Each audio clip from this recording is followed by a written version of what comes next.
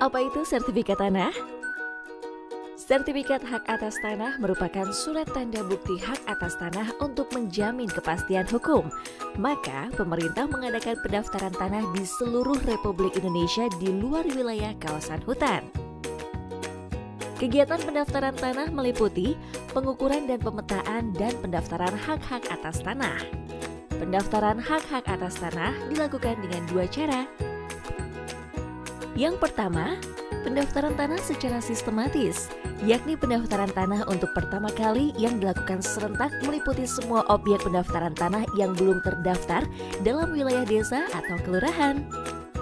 Yang kedua, pendaftaran tanah secara sporadik, yakni pendaftaran tanah untuk pertama kali mengenai satu atau beberapa objek pendaftaran tanah dalam wilayah atau bagian wilayah desa atau kelurahan secara individual atau massal.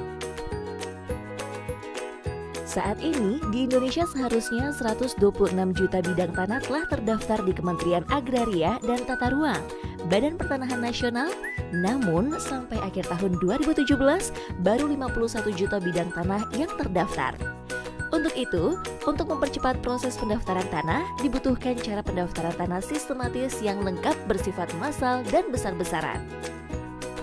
Dalam pelaksanaannya, Kepala Kantor Pertanahan dibantu panitia khusus yang disebut Panitia Adjudikasi dan Satgas.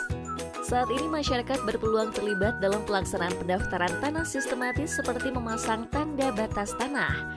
Percepatan pendaftaran tanah di Indonesia ditetapkan dengan target besar, yaitu 5 juta bidang tanah di tahun 2017, 7 juta di tahun 2018, 9 juta di tahun 2019, dan masing-masing 10 juta bidang tanah di tahun-tahun berikutnya. Diharapkan tahun 2025 kurang lebih 126 juta bidang tanah di Indonesia telah terdaftar.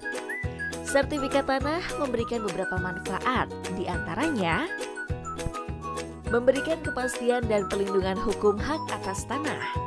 Dapat digunakan sebagai jaminan untuk pengajuan kredit perbankan sehingga masyarakat memiliki modal usaha. Mencegah terjadinya konflik dan sengketa pertanahan.